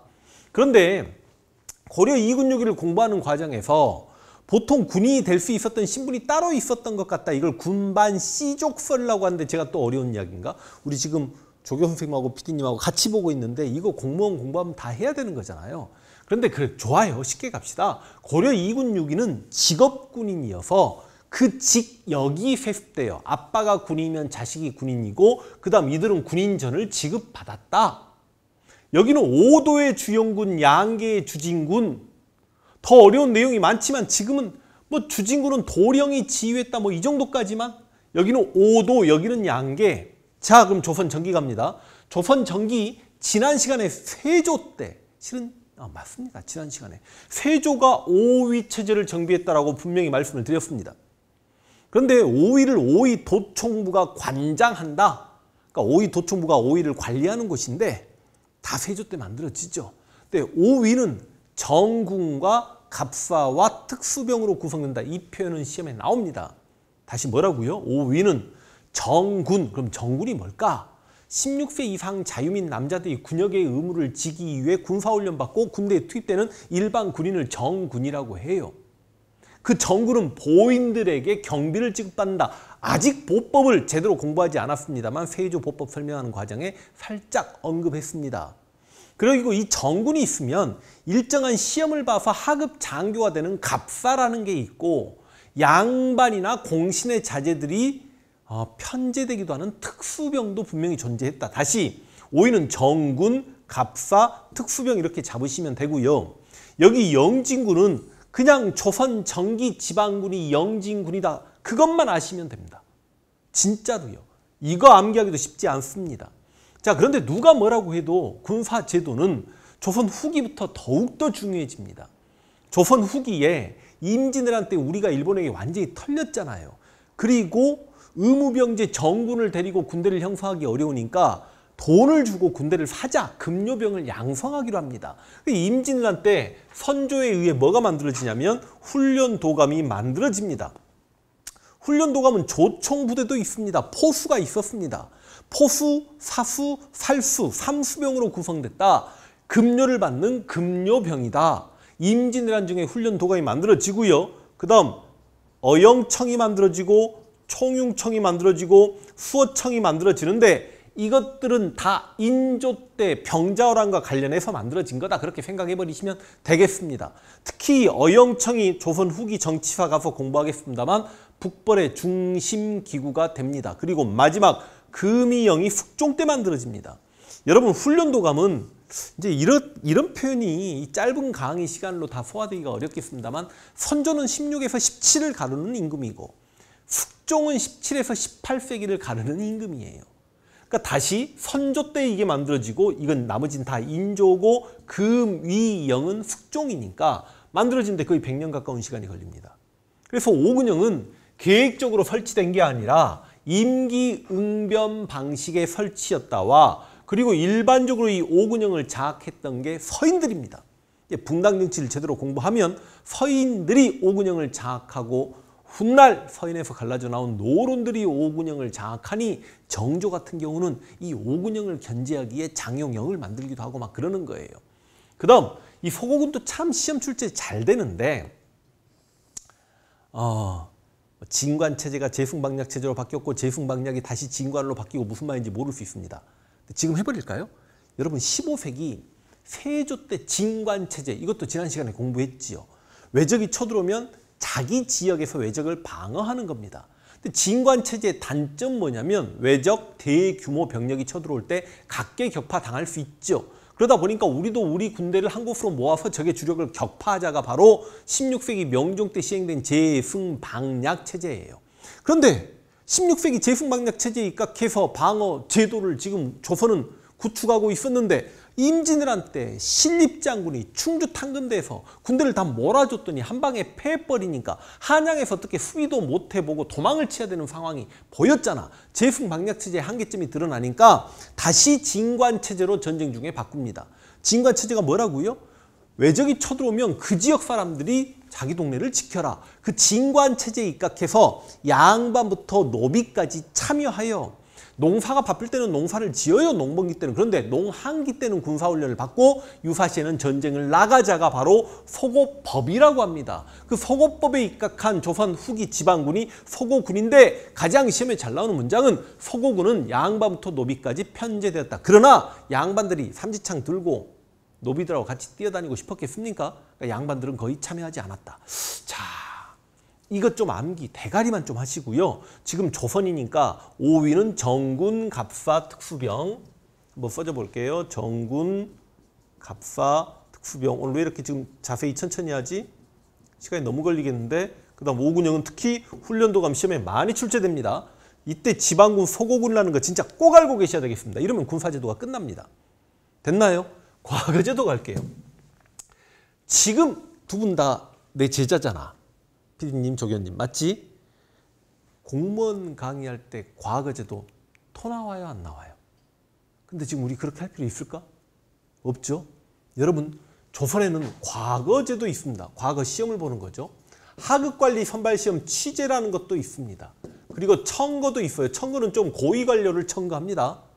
아무리면 뭐 어느 지방에 참 누가 학문도 뛰어나고 그런데 그분을 대지학으로 추천합니다. 뭐 이렇게 되는 거지. 저 6품, 7품, 8품 관리를 왕에게 추천한다는 게 말이 됩니까? 아, 문재인 대통령한테 가가지고 저기 강원도 고성에 어디 뭐 면장을 누구 추천합니다. 이게 말이 안 되는 이야기잖아요. 이해되나?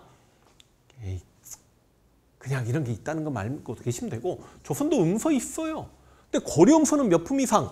5품 이상 모든 관료 자제들이 과거를 응시하지 않고 관직에 진출할 수 있었습니다. 근데 조선은 2품 이상 관료 자제 중에 한 명의 자제만 음서의 혜택을 입습니다. 그럼에도 불구하고 조선은 과거 출신자가 음서 출신자보다 우대받았기 때문에 고려보다 조선이 능력 위주의 사회다. 이런 표현도 가능한 거죠. 근데 조선의 과거 제도를 보는 겁니다. 조선의 과거는 문과가 있고 무과가 있었다. 일단 고려는 무과 없었다는 것만 기억하시고 잡과가 있었다. 이렇게 잡아주시고요. 대신 아이고 문과입니다. 대신 문과는요. 소과가 있고 대과가 있습니다. 이 소과는 다른 말로 뭐라고 이야기하냐면 유교 경전을 시험 보는 생원시가 있고 그 다음 한문학을 시험 보는 진사시가 있습니다. 여러분 이 생원시, 진사시 이야기를 벌써 고려 과거제도 할 때 말씀드렸는데 고려 과거제도 문과는 유교 경전을 시험 보는 명경과와 한문학을 시험 보는 제술과가 있다. 근데 이 명경과를 생원시라고도 하고 제술과를 진사시라고 한다. 기억날까요? 좋아요. 어찌됐든 간에 이 소과 합격자는 바로 성균관 입학이 가능합니다. 그래서 지금 제 개념서를 보시면 몇 페이지입니까? 154페이지에 그런 내용이 나와 있습니다만 속과 합격자는 성균관 입학이 가능하지만 바로 대과 응시도 가능하다. 그리고 하급 관리직에 진출이 가능하다. 그런 내용이 나오기도 하죠. 그런데 일반적으로 우리가 진짜 과거 시험은 바로 이 대과를 이야기하는 겁니다. 이 대과를 식년시라고 하기도 하는데 원래 과거의 식년시라는 표현은 정기시험을 식년시라고 하고 부정기시험을 별시라고 합니다. 별시 중에 증광시와 알성시가 있는데 어렵겠다는 거 알아요. 어쩔 수 없습니다. 증광시는 국가에 큰 경사가 있을 때 치르는 시험이고 알성시는 왕이 성균관 유생들에게 특혜를 주는 시험이에요. 근데 이 식년시가 정기시험인데 3년마다 치릅니다. 그런데 조선의 기본적인 과거는 다 3년마다 합니다. 다 모두 3년마다 치르는 정기시라는 관점에서 보면 다 식년시죠. 근데 넓은 의미의 식년시는 이 모든 과거를 아우르는 3년마다 치르는 모든 시험을 식년시라고 합니다만 좁은 의미의 식년시는 그냥 대과를 이야기합니다. 대과는 지역 단위로 먼저 선발합니다. 초시. 그래서 지역에서 뽑힌 사람들이 서울에 가서 과거를 봅니다. 이게 복시죠. 복시에 합격하면 과거 합격하는 거예요. 그런데 여기까지는 합시다. 복시 몇 명을 선발합니까? 조선에서는요. 문과에서 33명을 선발합니다. 그리고 이 복시에 선발된 사람들이 왕 앞에 모여서 순위 결정전을 보는데 이게 바로 전시라고 생각하시면 되겠습니다. 전시 뭐 장원, 방한, 탐화 뭐 이런 건 너무 어려우니까 하지 마시고요. 문과도 초시가 있고요. 초시 합격자들 복시를 치르고요. 복시 합격하면 왕 앞에서 순위 결정전을 치르는 게 전시입니다. 그런데 문과는 다 해서 28명을 선발합니다. 잡과는 어디서 시험을 보냐면 해당 관청에서 주관한다. 해당 관청에서 주관한다. 이것 말고는요. 뭐 예를 들어서 대과와 문과 합격자에게는 홍패를 줬고 소과와 잡과 합격자에게는 백패를 줬고 막 그런 내용이 나와 있을 텐데 그런 것도 그냥 포기해 버리십시오. 조금 더 어렵게 들어가면 여기 문과 전시에는 장원 급제자가 존재합니다. 이거 자세히 설명하려면 숫자까지 다 이야기해야 되는데 여러분 하지 마시고요. 근데 문과는요. 그냥 등급만 나누지 3명이 공동 1등이기 때문에 장원 급제자가 존재하지 않아요. 근데 이런 것도 시험에 안 나올 수 있고 원래 공무원 시험 같은 경우는 누가 제대로 공부를 했는가 가려내야 되잖아요. 그러다 보니까 굉장히 지엽적으로 이 조선의 과거 제도를 아주 많이 출제합니다. 근데 우리 한능검에서는 지엽적인 과거 제도 내용을 출제하기는 어려우니 그냥 소과는 성균관 입학 시험. 그래서 소과 합격하면 바로 대과 응시도 가능해. 대과 합격해야 관직 진출하는데 복시 33명이 관직에 진출하는 거고 전시 갑과 을과 병과 그런 건 여러분들 공부하지 마시라고요. 너무 어려우니까. 그 다음 문과는 복시에 28명 선발했다. 그래서 문과가 있었고 무과가 있었기 때문에 조선은 문무 양반 사회가 확립되어 있었다. 이런 이야기를 한다는 것 좀 알고 계시면 되겠고 다시 한번 이야기합니다. 3년마다 치르는 시험이 정기시험인데 그게 식년시고 그러나 조선은 부정기시험, 증광시와 알성시가 있었다. 그 정도까지만 기억하시고 과거 제도를 깊게 들어가지 마십시오. 됐습니까? 취재는 뭐라고요? 하급 관리 선발 시험. 조선 정기 5위 중에 갑사가 있었잖아요. 정군, 갑사, 특수병 할 때 갑사. 그 갑사들이 바로 이 취재라는 선발 시험을 통해서 갑사가 된 겁니다. 우리 지금 구급공무원 죄송하지만 취재입니다. 무슨 말인지 이해가 되시죠? 자, 그래서 이렇게 과거제도 마무리하고 문제 풀겠습니다. 자, 역사를 가장 역사답게 가르친다고 자부하는 황연필입니다. 지난 시간까지 중앙 정치 조직, 지방 제도, 군사 제도, 과거 제도, 통치체제 끝냈고 다시 이제 조선 정치가 달려갑니다. 근데 통치체제 하기 전에는 15세기 여러 왕들을 만났습니다. 물론 태조는 14세기 말 1392년에 조선이 건국되었으니까 14세기 말 태조를 보았고 15세기에 태종과 세종과 세조와 성종의 업적이 참으로 중요하다. 그래서 2개 강의로 공부를 했죠. 그럼 오늘 이 시간에는 16세기 갑니다. 여러분 16세기는 우리가 조선 중기라고 하는 시대인데 연산군부터 출발할까요? 15세기 말부터 연산군인데 연산군이 15에서 16은 넘어가면서 태종, 태세, 문단세, 예성, 연중, 임명선. 그러니까 연산군이 있고 중종이 있고 인종이 있고 인종 제2기간 8개월 조선의 왕 중에 가장 짧은 왕입니다. 명종이 있고 선조 때 16에서 17로 넘어갑니다. 연산군에서 16세기 넘어왔습니다. 이게 16세기인데 여러분들 그냥 16세기는 이렇게 공부하셔도 돼요. 16세기는 중종과 명종의 시대다. 그래서 중종이나 명종의 업적이 은근히 시험에 출제되기도 하지만 혹시 여러분 고려 문벌귀족사에 공부할 때 문종이나 현종이나 숙종이나 예종 같은 왕들이 시험에 은근히 출제가 되지만 아무것도 지금 모르는 상태에서 고려 숙종 예종 업적을 제가 나열하지 않았죠. 경제, 사회, 문화사 가면서 숙종, 예종, 현종, 문종을 자주 만나게 될 거라고 말씀드렸죠. 마찬가지입니다. 오늘 이 시간부터 중종과 명종을 자주 만나게 됩니다. 여러분들 머릿속에 어떤 생각을 하고 계시면 되냐면 16세기는 중종과 명종의 시대다. 아, 제가 유튜브에서야, 황현필 한국사 유튜브에서야 연산군에 대해서 2시간? 3시간? 그러니까 2개, 3개? 3개 정도 있죠. 한 20분짜리 영상. 하고 싶은 이야기가 많습니다만 시험에는 이제 무오사와 갑자사 정도만 공부하면 되는 거니까 넘어가고, 다시 한번 강조합니다. 16세기는 중종과 명종의 시대라는 거 꼭 기억을 하십시오. 여러분 편집으로 갈게요. 이게 더 빨라요.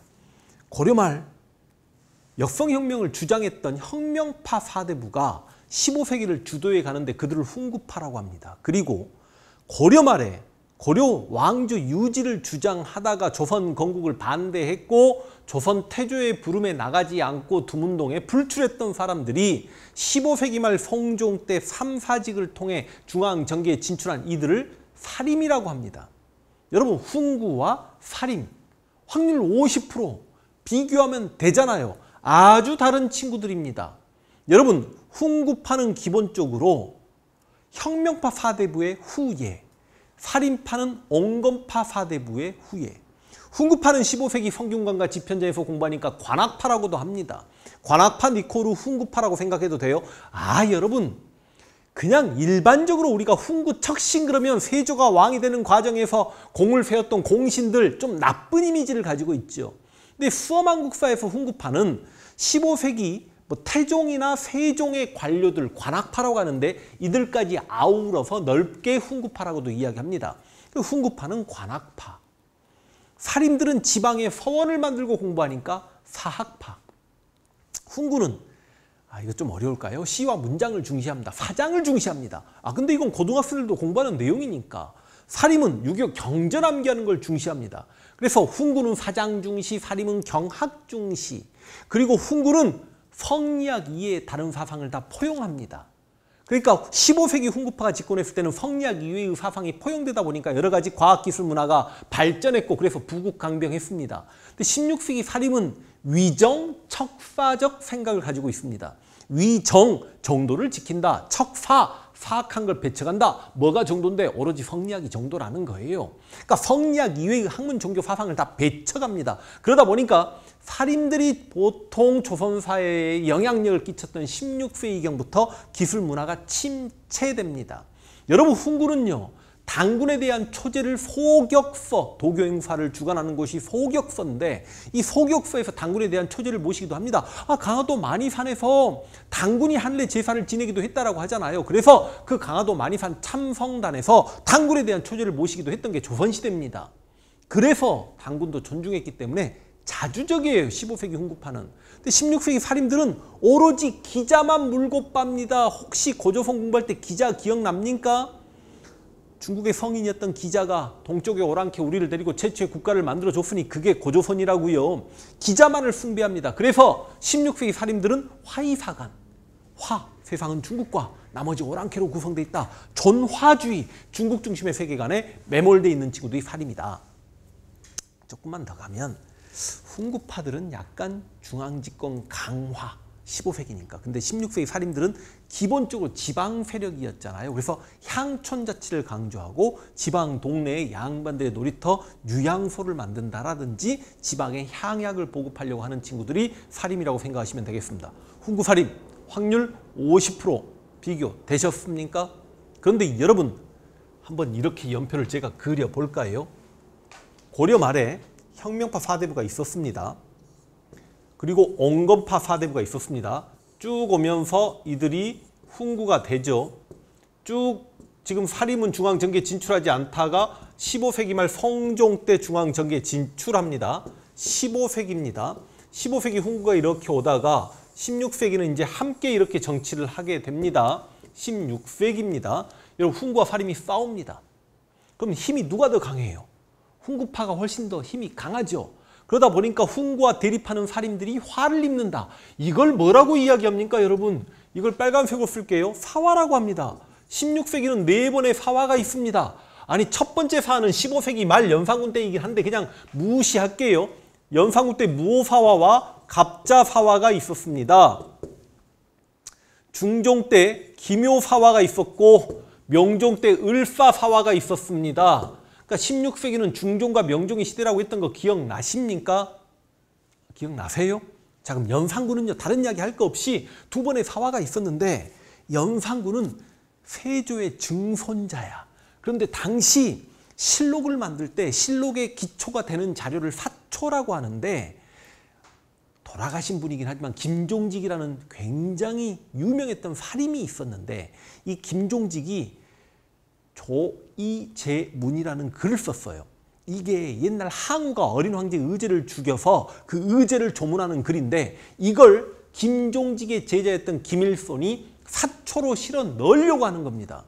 그러다 보니까 이게 은근히 항우가 어린 황제 의제를 죽인 걸 조문하는 글이다 보니까 이거는 연산군의 증조 할아버지 세조가 단종 왕을 죽였던 걸 비난하는 글이잖아. 당시 간신 유자강이라는 친구가 연산군에게 이런 말도 안 되는 글이 사초로 올라왔습니다. 이거 알려버리는 거고 원래 실록이 대단했던 건 왕이 개입하지 않아서 대단했던 겁니다. 이 이야기를 제가 자세히 하고 싶지만 생략할게요. 그런데 연산군은 왕으로서 실록 작업에 개입해가지고 야, 그 조이제문 가져와봐. 이런 망발적인 글을 쓴 놈 누구야? 김종직은 죽어 있었죠. 그러니까 김종직의 뼈를 꺼내서 뽀개버립니다. 부관참시하죠. 그리고 김종직의 제자 김일손 등등을 유배해 보내는 무오사화입니다. 그리고 연산군이 자기 엄마 패비 윤씨의 죽음에 대해서 알게 됩니다. 그렇다고 여러분 이 패비 윤씨가 어떻게 죽었는지 성종 때 상황을 다 그냥 성종의 부인이 중전마마가 훗날 패비 윤씨인데 시기 질투가 심해가지고 성종이 바람을 많이 피웠어요. 그러다 보니까 패비 윤씨가 남편과 부부싸움 하다가 얼굴에 오선지를 그었네 어쨌네. 이것도 제가 유튜브에서 자세히 설명을 했습니다. 그런데 이 패비 윤씨가 사약을 먹고 죽어요. 성종의 엄마 인수대비가 죽였다라고 하지만 사실상 남편이 죽인 거지. 아무리 대비가 중전마마가 그렇게 시기 질투가 심해서야 되겠어 사약 먹고 죽어라고 할 때 남편이 자기 부인 사랑하면 그 사약 못 먹게 해요. 그래도 왕인데. 근데 성종도 모른 척 했다는 건 다른 여자랑 더 바람 피고 싶었다는 거지. 그러니까 연산군의 바람기가 어찌 보면 아빠 성종을 닮은 겁니다.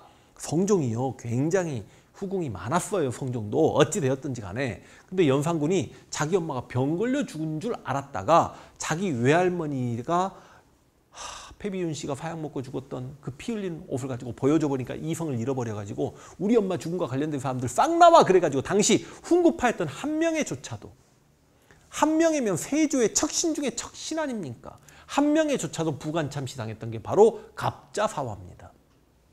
자, 그리고 왕이 이제 중종이 됐습니다. 중종 반정으로 쫓겨나고 연산군은 중종이 왕이 되었어요. 실제 이제 제가 공무원 강의할 때는 이쪽 파트도 막 80분, 90분 하는 파트인데 참 하고 싶은 이야기들이 많은데 그냥 중종은 아까 중종과 명종의 시대라고 했죠. 16세기는 중종과 명종의 시대라고 말씀드렸습니다만 중종의 업적을 대놓고 물어본 게 아니라 이 시기 중종 때 뭐 이룬 행실도가 쓰여졌어? 중종 때 삼포회란이 일어나서 비변사가 처음 만들어져서 이런 것들을 이제 앞으로 언급하게 될 텐데 중종 때는 조광조라는 인물이 있습니다. 이 말씀도 드렸던 것 같아. 뭐라고? 조선시대 왕은 아니지만 어떤 인물의 업적을 왕처럼 물어보는 경우에 인물이 3명이 있는데 그 3명이 바로 정도전과 조광조와 흥선대원군이다. 여러분 조광조는 당시 개혁적인 사림이었고 다른 사림들의 존경을 받는 사림의 거두였습니다. 조광조의 모든 업적은 조광조는 사림이다. 그럼 여러분이 훈구 사림 비교해서 사림이 어떤 친구들인지 알았으면 조광조 공부도 해결이 됩니다. 조광조는 사림이었기 때문에 지방 사림을 더 중앙정계에 진출시키고 싶은 마음에 혈량과 청거제 실시할 것을 왕에게 건의합니다. 그래서 조광조 첫 번째 업적 혈량과 실시, 사림이니까 혈량과 하자는 겁니다. 사림들은 위정척사사상에 빠져 있죠. 성량만이 정도죠. 도교 행사를 주관하는 소격서에서 당군에 대한 초절을 모시는 게 불만입니다. 그러니까 소격서를 혁파시켜 버립니다. 사림이죠. 사림들은 주자가래와 소학을 장려합니다. 아까 훈구 사림 비교할 때 사림들이 주자가래와 소학을 중시한다고 하나 더 추가하면 땡큐인데 주자가래와 소학을 중시하니까 사림들이 그러니까 조광조도 주자가래와 소학을 중시합니다. 조광조는 사림이다 보니까 지방에 향약을 보급시키기 위해 노력합니다. 사림이다 보니까 훈구파들의 가짜 공신, 중종 반정 때 공을 세우지도 않아 놓고 공신록에 이름을 올리고 국가로부터 토지와 노비를 받고 그래서 국가 재정이 힘들어지니까 가짜 공을 삭제하자 위훈 삭제를 주장합니다. 당시 훈구파들이 많이 공신이 돼 있으니까. 그러다 보니까 사림이다 보니까 기묘사화로 죽습니다. 조광조 업적은 조광조는 사림이다. 물론 사림들이 삼사직을 통해 중앙정계에 진출하니까 삼사의 권한을 높이고 삼사 관리를 선발하는 이조 전랑에게 좀 어렵겠습니다만 이조 전랑은 삼사 관리 선발권인 통청권과 자기 후임자 청권권인 자청권이 있는데 이런 권한을 다 실은 조광조가 만들어줍니다. 우리가 이 조광조의 정치를 도학정치라고도 합니다. 진짜 딱 시험에 나올 내용만 지금 압축해서 줄여서 하다 보니까 분명히 어렵죠. 원래 진짜입니다. 이게 막 수능이나 공무원 강의에서 이론 강의 하다 보면 여기서부터 여기까지 오는데 지금 한 40, 50분 걸려야 되는데 지금 10분? 13분? 벌써?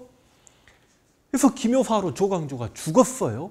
그 다음 중종 다음에 인종 8개월 있었고 근데 인종의 엄마가 장경왕후고 장경왕후 오빠가 윤님이야. 그리고 명종의 엄마가 문종왕후고 문종왕후의 오래비가 윤원영이야.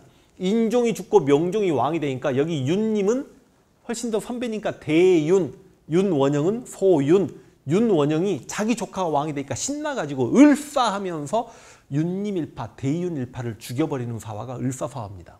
네 번의 사화 중에 분명히 누구도 타격을 받냐면 훈구파도 타격을 받아요. 그렇지만 그래도 사화는 사림들이 많이 화를 입었다. 그런데 이 사화 중에 시험에 조금 더 많이 나오는 사화는 무오사화와 기묘사화입니다. 그래서 여러분 사화 4개를 비교시킬게. 한 번만 따라해 보세요. 무엇야? 우리 중조 할아버지를 욕해? 김종직의 조이제문이 세조가 단종 죽인 걸 빗대어 비판했잖아. 그러니까 연산군이 무엇야? 우리 중조 할아버지를 욕해? 무오사화. 우리 엄마 원수를 갑자사화. 조광조가 어떻게 죽어요? 주초위왕 한자 써주십시오. 조씨가 왕이 된다. 이야기 알고 계시죠? 그래서 기묘하게 죽잖아. 솔직히 주초위왕은 거짓말일 확률이 높습니다. 나뭇잎사기에 벌레가 어떻게 주초위왕하고 글씨를 쓰냐고. 그래서 왕에게 이런 글씨를 보여주니까 뭐야? 조씨가 왕이 된다고? 주자와 초자를 합치면 조자였잖아요. 그래서 조광조가 말도 안 되게 기묘하게 죽는 기묘사화. 자기 조카가 왕이 됐다고 소윤, 윤원영이 대윤, 윤님을 신나서 죽여버리는 을사사화. 다시 무엇야 우리 중조 할아버지를 욕해? 우리 엄마의 원수를 갑자. 조광조가 주초위왕 기묘하게 죽네? 소윤이 을사하고 대윤을 죽이네? 이래도 무오, 갑자, 기묘, 을사를 구분 못하시겠다면 저는 할 말 없습니다. 대신 무오사와 김종직의 조이제문과 조광조 때문에 기묘사가 시험에 많이 출제되는 거죠. 그리고 이제 왕이 선조가 됐어. 여러분 선조 때 이 훈구파는요 소수 중앙 권력 집단이었기 때문에 자연 도태가 됐는데 완전히 살림 세상이 돼버립니다. 선조 때 완전 살림들이 권력을 잡는다고. 그러다 보니까 여러분 관직은 한정돼 있는데 학연, 지연, 혈연의 입각에서 파벌이 조성될 수밖에 없잖아요. 이거는 붕당의 근본적 이야기를 제가 말씀드리는 건데 방금 말씀드린 내용은 시험에 안 나옵니다. 근데 붕당이 시작되는 직접적인 이유는 뭐냐면 바로 이조 전랑의 자청권 때문에. 자, 이거는 시험에 나오니까 꼭 잡으셔야 됩니다. 여러분 이조에 판서가 있고 참판이 있고 참의가 있고 그 다음에 전랑이 있는데 전랑이 지금 한 과장급 오품육품 벼슬인데요. 이조 전랑에게는 엄청난 권한이 있어요. 삼사관리 선발권인 통청권이 있습니다. 그리고 자기 후임자 선발권인 자청권이 있어요. 이 자청권을 다른 말로 자대권이라고도 해요. 통청권. 여러분 2조 전랑이 높은 벼슬아치가 아니지만 얘가 3사 관리를 어떻게 선발하냐에 따라서 3사 중에 사관원 사원부는 간쟁 봉박 서경의 기능을 가지고 있다 보니까 홍문관에 있는 관원들은 왕과 경연을 하다 보니까 나라 여론을 결정짓는, 그러다 보니까 이 자식이 생각보다 나라 조정에 정치력을 발휘합니다. 2조 전랑이 누가 되냐는 건 중요한 문제야. 근데 왕이 2조 전랑을 임명해버리면 3사 관리를 왕이 임명한 것이나 다름없으니 2조 전랑은 후임자 청구권을 가지고 있는 거예요. 그게 바로 자청권이야. 그래서 붕당은 왜 시작됐냐? 2조 전랑의 자청권 문제로 시작되었다. 시무겸이라는 인물이 있었습니다. 시무겸이 2조 전랑을 하다가 그 다음 누가 2조 전랑에 유력했냐면 김효원이라는 사람이 유력했는데 시무겸이 김효원을 예쁘게 보지 않았어. 그래서 다른 사람에게 2조 전랑직을 준 거예요. 이때 속으로 김효원이 시무겸에게 시발했겠죠. 그런데 이 사람이 2조 전랑하고 자청권을 발휘해서 김효원이 2조 전랑이 되었습니다. 그 다음 이제 김효원이 승진해서 올라가면서 또 다른 사람을 자청권 발휘해가지고 2조 전랑을 임명해야 되는데 누가 유력했냐면 시무겸 동생 심충겸이가 유력했는데 김효원은 또 다른 사람을 추천하고 가버리는 거야. 그러니까 시무겸이 야, 너 뭔데 네가 내 동생을 임명하지 않아? 그러니까 김효원이 당신은 나를 2조 전랑으로 추천했습니까? 둘이 서로 싸우는데 왕이 살고 있는 궁궐에 서쪽에 산다라고 해서 서인이고 동쪽에 산다라고 해서 동인이에요. 그러니까 말도 안 되는 이유로 사림이 어떻게 쪼개집니까? 동인과 서인으로 쪼개집니다. 보시면 알겠지만 여러분 여기 좀 젊은 사림들, 항상 젊은 친구들이 조금 과격하고 진취적이고 개혁적이고 혁신적이고 좀 그렇죠. 강경파야. 그래서 여러분 여기 일단 이름은 기억해야 됩니다. 여기 김효원이에요. 여기 시무겸이에요. 정의기 어려우면 시무겸 시옷자 들어가니까 서인 이렇게라도 기억하십시오. 여러분 실제로 조선의 붕당을 보면 상대방을 죽이자 살리자로 싸웁니다. 여기 서인은 훈구척신 살리자. 나이 많은 사람들 보수적이니까 기성살림이니까 동인은 훈구척신 죽이자. 그래서 여러분 2조 전랑 자리 문제로 동인과 서인으로 쪼개집니다. 정확히 2조 전랑의 자청권 문제로. 그러나 동인과 서인은 훈구척신 잔재 청사 문제를 놓고 강경파인 동인과 온건파인 서인으로 쪼개진다는 거 꼭 잡으시면 좋겠습니다. 야, 정리 모반 사건까지 이쪽 파트에 있네요. 그래서 여러분 동인 서인이 이렇게 쪼개졌어요. 그런데 이제 동인의 정여립이라는 인물이 있습니다. 이야, 실은 요즘 학계에서는 굉장히 뜨거운 인물이고 역사 공부한 사람들은 이 정여립에 대해서 굉장히 높게 평가를 합니다. 이 정여립이 이이의 청거를 받아서 중앙 관직에 진출했는데 당시 이이는 서인도 아니었고 동인도 아니었습니다만 당시 동인들은 이황의 제자였기 때문에 이이에 대한 비판의식을 가지고 있어요. 근데 여러분 당시 동인은 완전히 훈구와 다른 세력이고 여기 서인은 훈구와 함께 정치했기 때문에 조금 친하게 지내는 사람들이야. 그럼 정여립 입장에서는 이이의 추천을 받고 왔지만 동인 친구들하고 친하게 지내면서 이이에 대한 비판의식도 좀 보이고 그러다 보니까 이이를 지지하는 사람들에게 미움을 받고 또 정여립이 막 선조 얼굴을 좀 너무 잘 꼬라보고 막 그래가지고 선조에게 사랑을 받지 못해. 그래서 고향으로 낙향해. 낙향에서 대동계라는 걸 조직합니다. 이 대동계 양밤부터 노비까지 계원으로 다 들어올 수 있고 이런 곳에서 연설을 하는데 세상 공물이다. 주인이 없다. 어떻게 못난 군주 한 명이 만천하의 백성들을 다스릴 수 있단 말이냐. 백성들을 가장 잘 통치할 수 있는 사람이 대빵이 돼야 된다. 이건 쉽게 이야기하면 서구의 공화정을 조선시대에 주장한 겁니다. 그러니까 조선의 신분질서를 부정하고 조선의 왕조체제를 부정하는 말을 했으니 죽어야지. 그래서 누군가가 고변이 들어와요. 정여립이 이렇게 대동계를 조직하고 모반을 일으키려고 한단 말입니다. 그러니까 선조가 뭐야 하는데 당시 서인이었던 송강 정철이 주상전하 저에게 칼을 주시면 제가 이 정여립 관련자들 싹 죽여버리겠습니다. 그래서 정여립과 밥 한 번 먹고 술 한 번 마시고 정여립과 학문적 토론을 했던 동인들이 싹 죽어나간다. 이걸 기축옥사라고 합니다. 실은 이 조선은 앞으로 이제 서인들의 나라입니다. 서인에서 갈라져 나온 게 노론이에요. 그러다 보니까 이들의 역사 인식에서 벗어난 사람들은 다 죽일 사람들인 거예요. 아니 더 크게 따지면 살인들의 역사 인식에서 벗어난 사람들 저 앞에 있었던 정도전이라든지 태종이방원이라든지 다 죽일 사람들인 거죠. 그리고 이들의 역사 인식에서 벗어났던 정여립이라든지 훗날 여기서 빠져나온 북인과 친했던 광해군이라든지 다 죽일 사람들이었던 겁니다. 근데 그 정도전이나 태종이방원이나 광해군이나 정여립이나 요즘 가장 인기가 많은 인물들이죠. 그렇다는 이야기입니다. 하여간 그런데 이제 서인이었던 송강정철이 정렬이 관련자 동인을 막 미친 듯이 죽였다고. 그래서 송강정철을 동인 백정이라고 합니다. 동인을 하도 많이 죽여서. 제가 그래도 한 25분, 30분을 안 넘겨보려고 이렇게 말이 빨라질 수밖에 없음을 이해하십시오. 그런데 훗날 송강정철이 코너에 몰리는 일이 벌어집니다. 당시 선조 부인이 의인 왕후인데 중전인데 아들을 못 낳아. 후궁의 아들들이 굉장히 많아. 근데 그 후궁 아들들 중에 누가 봐도 둘째 광해군이 이때부터 뛰어났나 봐. 그래서 서인 정철이 광해군을 세자로 임명하자 세자 건저 이 문제 건의하는데 당시 선조는 광해군을 탐탁지 않게 생각하고 있었거든. 이때 송강정철이 코너에 몰리니까 동인 내부에서 야 그때 정철 때문에 우리가 기축옥사로 많이 죽음을 당했는데 이때 송강정철을 죽이자라는 강경파 북인과 살리자라는 온건파 남인으로 쪼개집니다. 시험에 진짜 잘 나오니까 다시 한번 강조할게요. 선조 때 살림은 이조전랑의 자청권 문제로 훈구 척시에 대한 강경파인 동인과 훈구파에 대한 온건파인 서인, 김효원의 동인과 심우겸의 서인으로 쪼개졌고, 동인은 이건 진짜 암기하세요. 정렬인 모반 사건 등을 계기로, 정렬인 모반 사건 등이라고 하는 데는 바로 송강정철의 세자 건저의 문제가 포함되어 있는 겁니다. 정렬인 모반 사건 등을 계기로 정렬입을 죽이자라는 강경파 이산의 중심의 북인과 온건파 유성룡 중심의 남인, 다시 살림은 이조전랑의 자청권 문제로 동인 서인으로 분화되었고 동인은 정렬인 모반 사건 때문에 북인과 남인으로 분화되었다. 특히 동인이 정렬인 모반 사건으로 이렇게 분화되었다. 시험에 많이 출제가 됩니다. 앞으로 분당 어렵더라도 해야 하기 때문에 제 입장에서는 이 설명을 해야만 했습니다. 이거 편집으로 가려면 우리 조교 선생님 죽을 것 같길래 제가 전자칠판에 필기를 하면서 했습니다. 그러면 이 시간에 뭐 공부했냐? 훈구살인 비교하면서 사화와 분당의 시작을 공부했는데 사화는 16세기에